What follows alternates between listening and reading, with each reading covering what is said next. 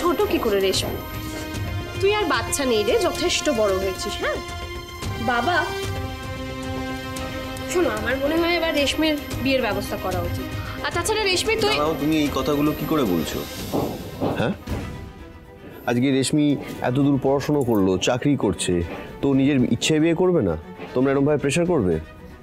কিন্তু প্রেশার করার কি আছে? হ্যাঁ একদম আছে। না, একদমই নেই। ওর যথেষ্ট বয়স হয়েছে বিয়ের, আর এখন যদি ছেলে খুঁজে না পাওয়া যায় তাহলে মুশকিল হয়ে যাবে। নাকি ছেলে খোঁজার কোনো দরকার নেই রেশমি?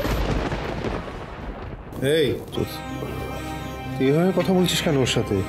সে আমি তো সবসময় ভুলভাবে কথা বলি, সব দোষ আমার, তাই তো? এই জ্যোৎস্না, দিদি রেশমি হঠাৎ কি হলো? তেজ, আমি দেখছি। জ্যোৎস্না, জ্যোৎস্না, জ্যোৎস্না দাঁড়াও। ছাড়ো আমার হাত, যেতে দাও আমাকে। দিদি তুই ঠিক আছিস? তুই কি আমাকে ঠিক থাকতে দিচ্ছিস? জ্যোৎস্না এরকম বিয়ে দেখো, আমার মনে হয় আমার কারণে তুমিও ঠিক নেই আশুতোষ। ব্যর্থতা আমারই, কারণ আমি তোমাকে কখনোই সুখী করতে পারিনি, আর ভবিষ্যতেও পারবো না। কি যাতা বলছো তুমি জ্যোৎস্না? দেখো, আমার জীবনে এখন পোলো ফিরে এসেছে, তো আমি ওকে নিয়ে সারাটা জীবন কাটিয়ে দিতে পারবো। আমার জন্য তোমাকে আর রেশমিকে সাফার করতে হবে না। এই মানেটা কি? কি বলছোটা কি তুমি? আমি এখন সবটা বুঝতে পারছি আশুতোষ। কি বুঝতে পারছো? দেখো, আমি জানি রেশমি তোমায় পছন্দ করতো, ভালোবাসতো, এখন হয়তো বাসে, আর তুমিও ওকে আস্তে আস্তে পছন্দ করা শুরু করেছো। না, তাতে আমার সত্যি কোনো অসুবিধা নেই। তোমরা যদি বলো তাহলে আমি তোমার আর রেশমির জীবন থেকে সরে যাবো। আরে জ্যোৎস্না চুপ করো। এত বছর ধরে স্বামী স্ত্রী হয়ে থেকেও আমি তোমায় কোনোদিন কাছে পাইনি, পেয়েছি, তার জন্য আমি কোনোদিন কমপ্লেন করিনি। আমার মনে হয়েছে সবসময় যে তোমার আশেপাশে থাকাটাই আমার জন্যই না, সেইভাবেই আমি তোমাকে ভালোবেসেছি। কষ্টও পাইনি কোনোদিন, কিন্তু আজকে পেয়েছি কষ্ট। আজকে তোমার এই কথাটাতে কষ্ট পেয়েছি, আর আমার মনে হয়েছে যে এতদিন ধরে যে আমি চেষ্টা করে গেছি সেটা সব বৃথা। সেটা করে আমি খুব ভুল করেছি। দিদি তুই এখনো সেই 5 বছর আগের কথা মনে রেখেছিস তো? দিদি আমি তো তখন অনেক ছোট ছিলাম, ইম্যাচিওর ছিলাম, ঝোঁকের মাথায় আমি ভুল করে ফেলেছি, আর সেটা তো এখন শুধরেছি, তাই না? আমি জামাইবাবুকে শুধুমাত্র তোর হাজবেন্ড হিসেবে দেখি, তারপরেও তুই আমাকে সবার সামনে এভাবে অপমান করতে পারলি?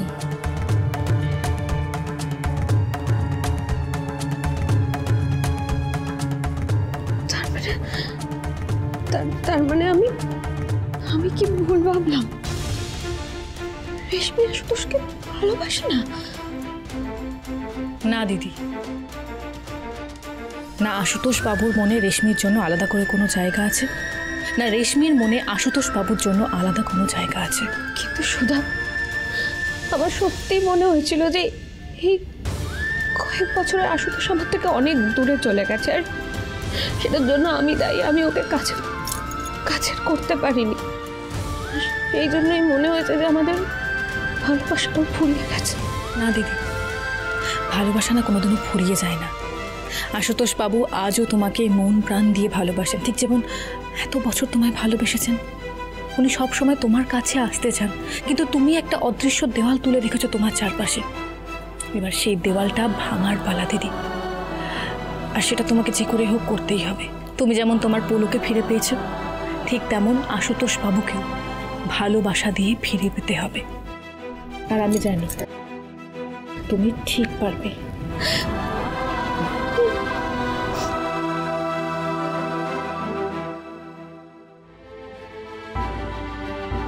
আমি জানি রেশমি তোমায় পছন্দ করতো, ভালোবাসতো, এখন হয়তো বাসে, আর তুমিও ওকে আস্তে আস্তে পছন্দ করা শুরু করেছো।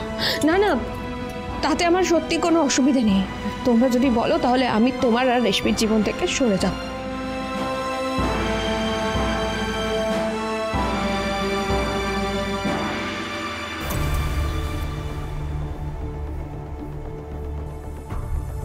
তুমি এখানে?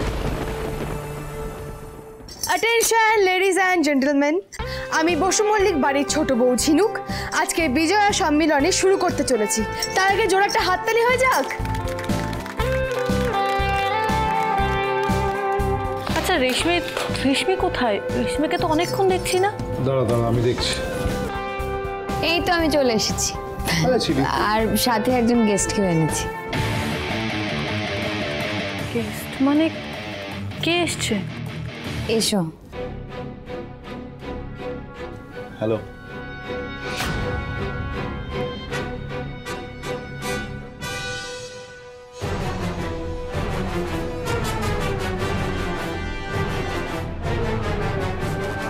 রেশমি, এতক্ষণ কোথায় ছিলে তুমি? আমরা সবাই তো চিন্তা করছিলাম। তোকে কতবার ফোন করলাম, ফোন ধরছিলি না কেন? কিসের এত ব্যস্ততা? রেশমি, উনি কে? ওনাকে তো ঠিক চিনলাম না। ও হচ্ছে রণজয়, আমার বন্ধু।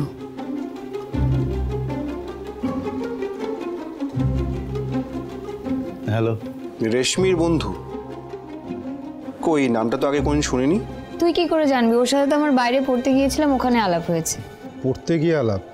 তার মানে তো বাইরে থাকে। বাইরে থাকে তখন ও এখানে? আসলে ওর গাড়িটা না বাইরে আমাদের বাড়ির সামনেই খারাপ হয়ে গেছে, তাই আমি ভাবলাম যে বাড়িতে নিয়ে গিয়ে সবার সাথে একটু আলাপ করিয়ে দিই।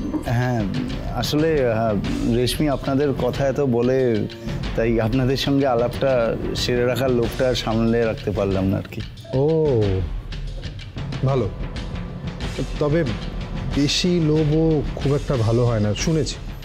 আর ছোটবেলায় নিশ্চয়ই শুনেছো, লোভে পাপ আর পাপে সমুদ্র। সত্যি আপনাকে এখানে আলাপ করিয়ে পরিচয় করিয়ে সত্যি রেশমি খুব ভালো করেছে। আর আপনিও একটা বিশেষ দিনে আমাদের বাড়িতে এসেছে। আজ আমাদের বাড়িতে বিজয় সম্মেলনী। এটাই আমার বৌদি রণজয়, যার কথা আমি সবসময় তোমাকে বলি। সুধাময়ী বসু মল্লিক, রাইট? আপনি আমার নাম জানেন? আরে অবশ্যই জানি, আপনি এত ফেমাস একজন বিজনেসম্যান। আর রেশমি তো আপনার কথা সারাক্ষণ বলে। একটা রিকোয়েস্ট, আমাকে প্লিজ এই আপনি আজ্ঞা করবেন না। এই আপনি বললে কিরকম পরপর লাগে, বুঝতে পারছেন তো? আরে পরপর মনে হওয়াটাই তো স্বাভাবিক, তাই না? মানে এখনো তো সেইভাবে আমাদের আলাপই হয়নি। আগে ভালো করে যাচাই করে দেখি যে রেশমির কেমন বন্ধু, দেখি ভালো করে। সমুদ্র, কি করছো তোমরা? না আসলে রণজয় ওরা না আর কি করছে। যাও নিয়ে যাও। হ্যাঁ, সরি সরি সরি। আয় আয় এদিকে।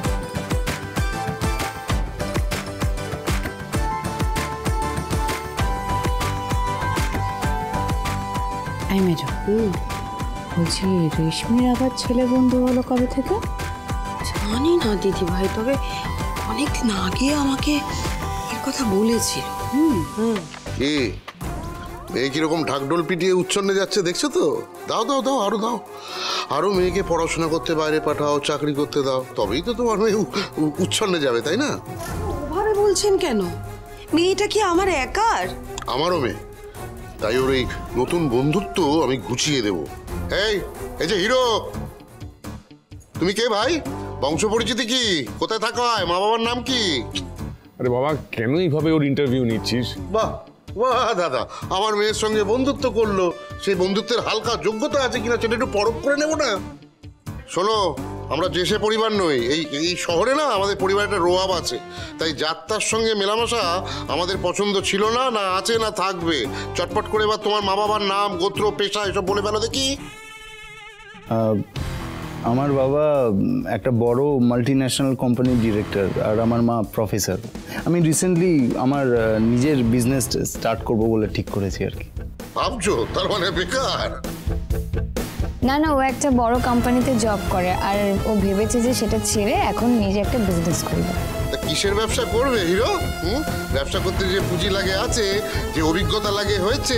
ইন্দ্র, এই সুন্দর অনুষ্ঠানটা কেন নষ্ট করে দিচ্ছিস?